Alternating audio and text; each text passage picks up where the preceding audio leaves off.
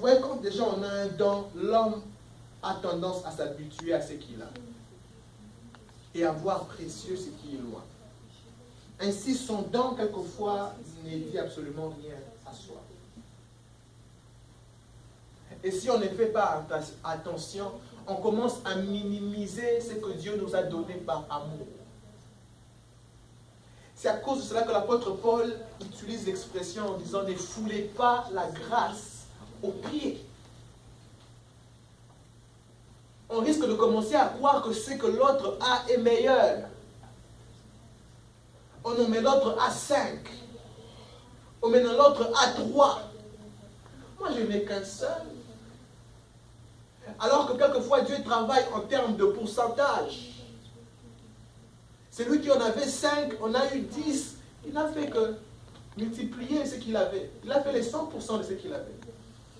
Celui qui avait 2, c'est pas moi 3, on a 6. Ah, les 100% de ce qu'il avait. Alors toi, Dieu ne t'attend pas de toi 10. Pourquoi tu t'es complexe? Et quelquefois, les personnes auxquelles on applaudit, nous ne sommes pas certains que Dieu s'attendait 10 d'eux. Peut-être que Dieu s'attendait de lui les 20. Vous l'applaudissez pour 10.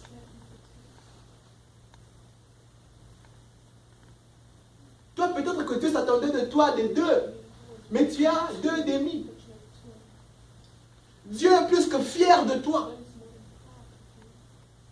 Les terrains ne sont pas les mêmes. Le commencement n'a pas été le même. Et le complexe d'infériorité te fera croire que ce que Dieu t'a donné ne vaut absolument rien.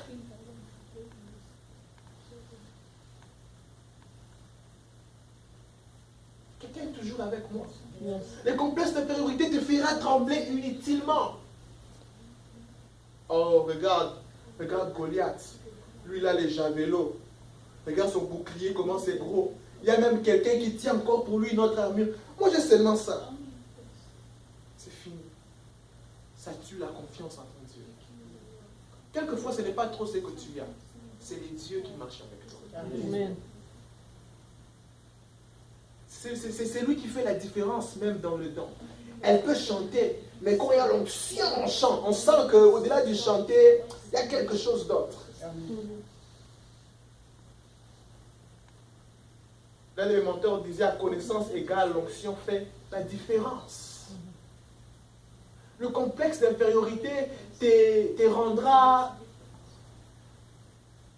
ballottable à tout vent de doctrine qui souffle. Ce sont des enfants comme ça qu'on ensorcelle facilement.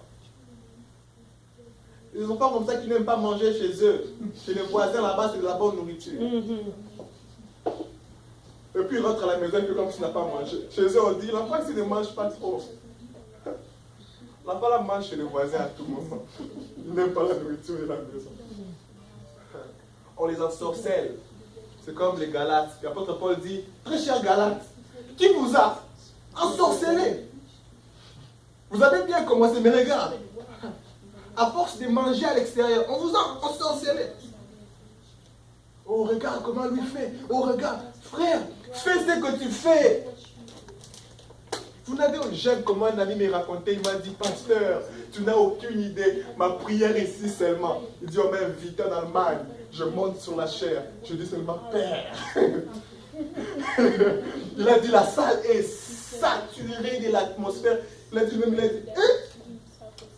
il a dit, quelquefois, c'est seulement l'armure que tu as là que Dieu va utiliser pour battre Goliath. Yes. Il a dit là seulement dit Père. Il a dit, vous voyez les gens avec le col pastoral, c'est croulé là. Il a dit, mais Atlante, même s'il crie Père là avec le micro, Père. Les gens les regardent comme ça, ils l'écoutent quoi. Il a dit, Baba, Mungu Baba. Il a dit, les gens tremblaient, les gens étaient guéris là-bas, disparus là-bas. Il a dit la même prière. Je ne sais pas quand est-ce que Dieu va te visiter. Dis à quelqu'un, ne cesse pas, ne cesse pas, ne cesse pas. Ne te décourage pas, ne te complexe pas. Le commencement de tout le monde n'est pas égal. Au commencement, la terre était informe et vide. Au commencement, les choses sont informes et vides. Yes. Ne me juge pas par rapport à mon commencement. Yeah. Laisse que le Seigneur travaille encore. Amen. Nous sommes le premier jour. Don't worry. Oh, yeah. Tu trouves encore des ténèbres, des vides, des formes. Donne le temps au Seigneur. Yes. Même Dieu a eu besoin de 6 jours pour créer. Pourquoi tu veux que tout soit créé à la fois au même moment? Donne encore à Dieu le temps de travailler en toi. Donne encore à Dieu le temps de perfectionner l'homme que tu es. Donne encore à Dieu le temps de perfectionner le don qu'il a mis en toi. Donne encore Donne encore à Dieu le temps d'investir. I love what I'm talking about. Parce que quand Dieu finit, écoute ce qu'il dit. Quand il a fini, il disait que tout était Bon. Si Dieu lui-même apprécie, qui va refuser? Personne. C'est-à-dire que Dieu lui-même s'assoit et dit, voilà ça c'est bon. Oh, I love that. J'attends ces moments-là où Dieu te regarde comme ça. Il dit, bien. Tu prêches, Dieu dit, bien. Tu t'encore. J'aime de ces moments-là. Frère, ne te complexe pas inutilement. Dieu a mis quelque chose en toi et apprends à l'exercer. Il y a des personnes qui ont honte de prier. Il y a des personnes qui ont honte de prêcher. Il y a des personnes même qui ont honte de leur famille spirituelle. Yeah. Il y a des personnes qui ont honte de leurs parents. Yeah. Parce que tu es devenu très grand. Donc tes parents ne te ressemblent plus. Je vais me dire que celui-là c'est du parent. Quand il va dire c'est moi comme ça, how are you? Where are you from? Divan va parler avec un accent raffiné. You know, hello. Comme moi j'aime bien seulement, how are you? Tu gâtes tout. Avant on croyait qu'elle était américaine, maintenant là tu prends, donc tu déchires tout. Yeah, c'est ton frère? Yeah, I'm his brother. Tu te vois encore tout. Si tous les gens comme ça ne se testent pas, ils aiment parler encore. Where are you from? Ne sois pas complexé de ce que Dieu t'a donné. Ne sois pas complexé. Yeah. Si tu penses que tu as pris du niveau par rapport à tes racines, élève-le. Élève-le. Si tu crois que tu es monté, élève-le. Amène-le avec toi. Dis, on ne dit pas how are you. Dis, on ne dit pas brother. Dis brother. Tu veux répéter brother. Voilà. Apprends-le. Et puis quand il part avec toi maintenant, il dit brother. Il dit, that's my guy. That's my mom.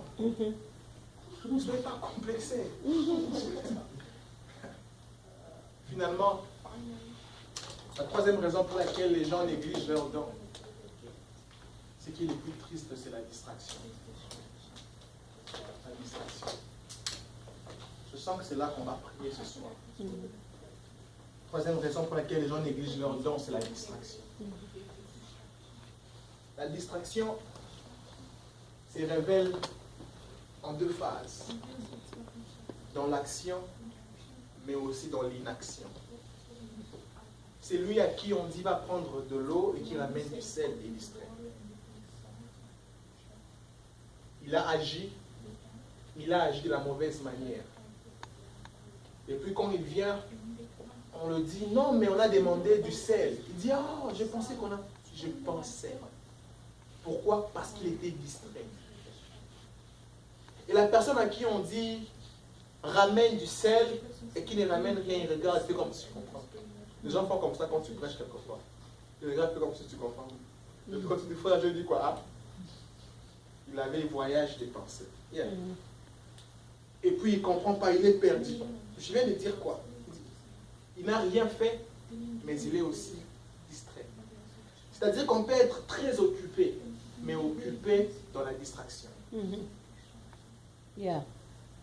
I'm so busy. Pourquoi il n'y a pas les fruits de ton business? What are you busy doing? Depuis que tu as commencé à être busy, on ne voit aucun fruit de tes business. Écoutez ce que l'apôtre Paul dit. Le verset 15 du même chapitre. Chapitre 4. Il dit, occupe-toi de ces choses, donne-toi tout entier à elle, sois busy à elle. Afin que tes progrès soient évidents pour tous. Depuis que tu es busy, où sont les progrès qui sont évidents pour tous? Vous voyez? Cette chose-là qui te rend busy doit avoir un progrès évident, palpable, tangible. On doit voir que tu progresses parce que tu es busy. Il y a des gens qui disent seulement, you know, I'm busy, mais ils dorment. Yeah. Busy sleeping. Et comme ça, après 10 ans, il n'y a aucun progrès malgré la multiplicité des actions. On pense être occupé, mais être occupé en faisant la mauvaise chose. Et c'est la plus grande distraction. On pense être occupé, on pense travailler, on pense avancer, mais on avance vers quoi?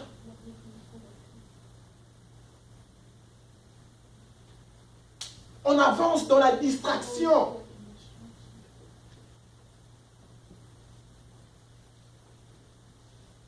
Les personnes que Dieu met autour de vous, mon père spirituel aimait souvent dire, sont comme des vêtements. Ils déterminent où est-ce que vous allez. Et moi, je sais le don que j'ai. L'apôtre Paul me dit, Timothée, sois un modèle.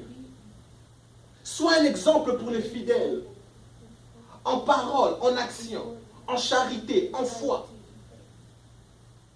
Comment est-ce que je serai un modèle si autour de moi, je n'ai que des personnes qui me conduisent dans une vie qui ne fait pas de moi un modèle? Pourquoi c'est eux que j'ai choisis comme amis?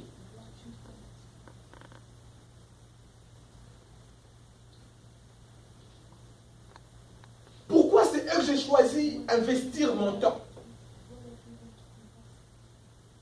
Est-ce que mes occupations m'amènent à devenir l'homme qui manifestera le don? Est-ce que mes occupations taillent mes dons? Est-ce que mes occupations rendront mes progrès évidents?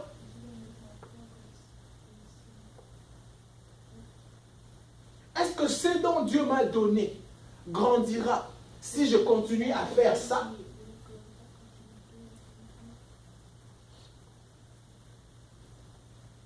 C'est vraiment étonnant de voir des personnes faisant une action quelconque et s'attendant comme par miracle voir une réaction différente. C'est comme s'ils sont en train de faire 1 plus 1 mais ils veulent prouver que 1 plus 1 peut être égal à 4.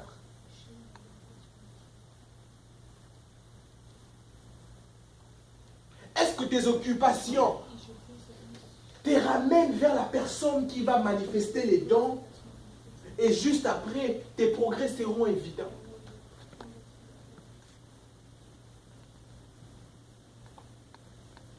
I'm busy, I'm busy, I'm busy, I'm busy.